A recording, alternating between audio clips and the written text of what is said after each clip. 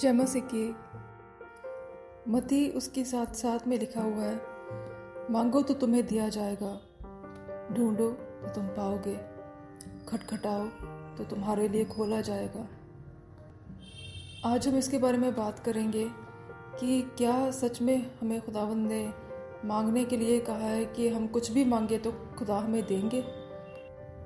अगर हम मत्ती का 7वां चैप्टर पढ़ते हैं तो वहाँ एक पैरेबल यीशु मसीह ने बताया है, जिसमें एक आदमी था और उसके घर में कोई अतिथि आए हुए थे और उसके पास उसको परोसने के लिए कुछ खाना नहीं था। वो अपने पड़ोसी के घर में जाता है, वहाँ पे खटखटाता है और उसे कहता है कि मुझे कुछ दो, मेरे घर में अतिथि आए हुए हैं और मैं उनको कुछ परोसना चाहता हूँ। लेकिन ऐसा होता है कि वो पड़ोसी अपने बिस्तर पे अपने बच्चों के साथ लेटा हुआ रहता है और वो कहता है कि अब मेरे बच्चे सो गए हैं और मैं उठ नहीं सकता, दरवाज़ा नहीं खोल सकता। लेकिन उस आदमी के बार बार खटखटाने के बाद वो पड़ोसी को उठना ही पड़ता है और उसको रोटी देनी पड़ती है, जिसको उसने बाद में अपने आए हुए अतिथि को परोसा। यहाँ से ये बात मुझे समझ में आती है कि खुदा ने जब हमें आज्ञा दी थी कि तुम अपने पड़ोसी के साथ वैसा प्रेम करना जैसा तुम खुद से प्रेम करते हो, तो उसी विषय में खुदा ने हमें ये भी आज्ञा दे दी कि तुम जैसा अपने लिए चाहते हो कि कोई तुम्हारे साथ व्यवहार करे, वैसा ही तुम दूसरों के साथ भी व्यवहार करो। ये हमें मत्ती के 7वें चैप्टर में ही 12वें आयत में ये आज्ञा हमें मिलती है। जहाँ ये लिखा हुआ है, मांगो तो तुम्हें दिया जाएगा, ढूंढो तो तुम पाओगे, खटखटाओ तो तुम्हारे लिए खोला जाएगा, मत्ती 7:7 में ये आई थिंक पड़ोसी के विषय में लिखा गया है। और मैं ये बिलीव करती हूँ कि सच में खुदावंद हमसे ये चाहते हैं कि हम एक दूसरे के साथ संबंध रखें और एक दूसरे से भी मांगे। हम आज एक दूसरे से मदद मांगने के लिए मन में झिझकते हैं और हम आगे नहीं बढ़ते। और बहुत बार कुछ लोग ऐसे भी होते हैं कि वो दूसरों से मांगते ही रहते हैं। तो हमें हमेशा इस बात का ध्यान रखना चाहिए कि भरोसा सिर्फ खुदावंद पे होना चाहिए, लेकिन संबंध रखने के लिए हाँ हमें एक दूसरे से मांगने में हमें झिझकना नहीं चाहिए। और ये मांगना कैसा होता है, इसके बारे में भी मैं बात करना चाहती हूँ। ये मांगना ऐसा होता है जिसमें आपका संबंध कभी खराब नहीं हो पाता, लेकिन देने वाले को भी अच्छा लगता है और लेने वाले को भी अच्छा लगता है, और कोई इसमें बड़ा छोटा नहीं होता। एक दूसरे के प्रति हमारा भरोसा और भी बढ़ जाता है। और जब हम किसी से मदद मांगते हैं, जैसे कि अगर हम बाहर हैं, सड़क पे हैं, रोड पे हैं और हमारा कोई सामान गिर जाता है और हम किसी से अगर मदद मांग लें कि प्लीज़ आप मेरा उठा दीजिए, तो हो सकता है कि इट डिपेंड्स कि कोई आपको कैसा रिस्पॉन्स दे या फिर आपने मदद कैसे मांगी है, इस पे भी कुछ चीज़ें निर्भर होती हैं। लेकिन जहाँ तक मुझे लगता है कि दुनिया में लोग बहुत अच्छे हैं, और अगर आप किसी से कहते हैं कि प्लीज़ वो उठा दीजिए, तो वो ज़रूर आपको खुशी खुशी उठा के दे सकते हैं। संबंध बनाए रखने के लिए जब हम किसी के पास जस्ट एक खुशी देने के लिए हम किसी के पास जाते हैं और एक अपनापन रख के हम किसी से कुछ मांगते हैं, तो उसी में ही संबंध कायम होते हैं। लेकिन अगर हमारे मन में एक सेल्फिशनेस की भावना है कि हम किसी के पास जाएं और इसी मकसद से ही जाएं कि हमें जस्ट वहाँ से कुछ मिलता ही रहे, तो मेरे ख्याल से हर कोई अपनी मेहनत से ही कुछ चीज़ें बनाता है, बहुत अपनी कुछ चीज़ों को काट काट के वो कुछ दूसरी चीज़ों को बनाता है।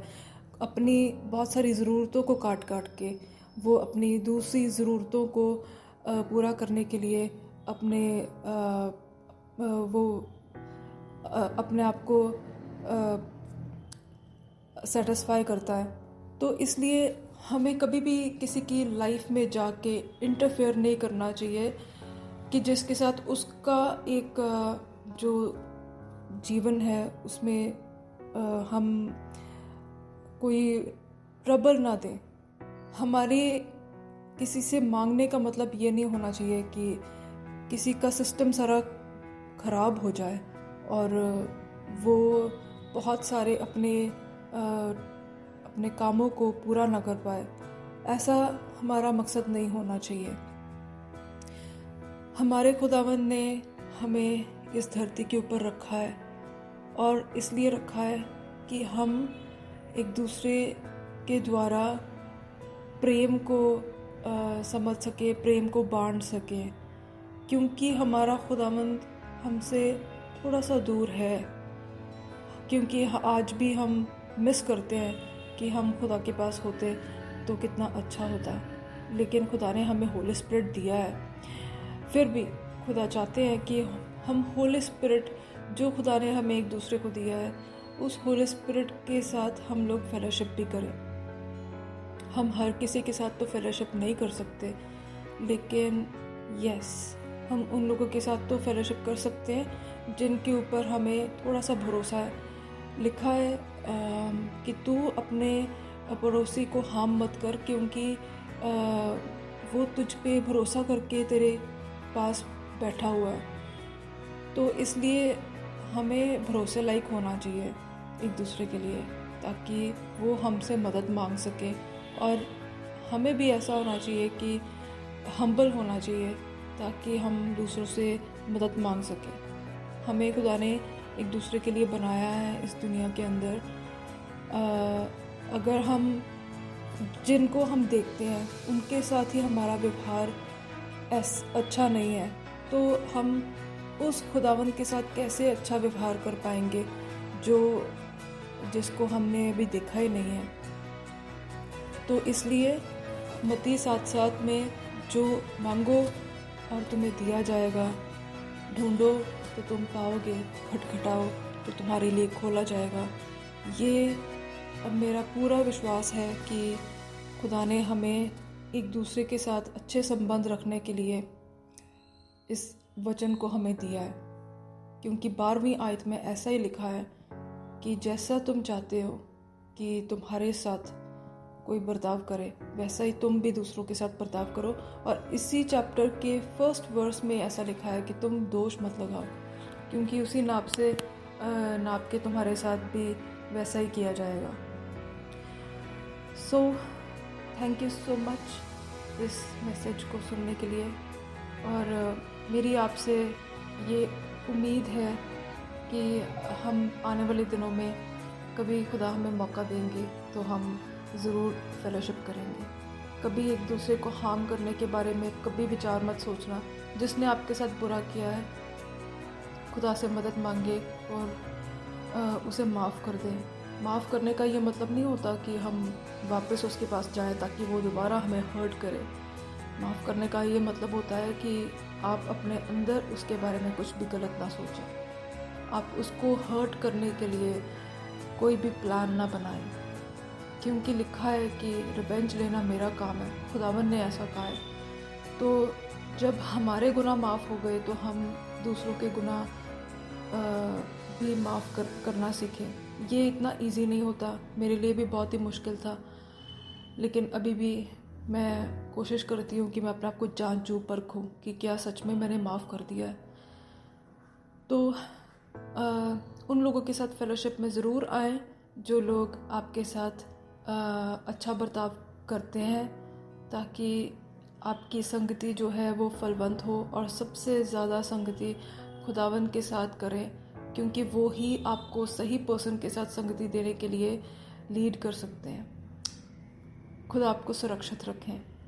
यीशु मसीह की जय।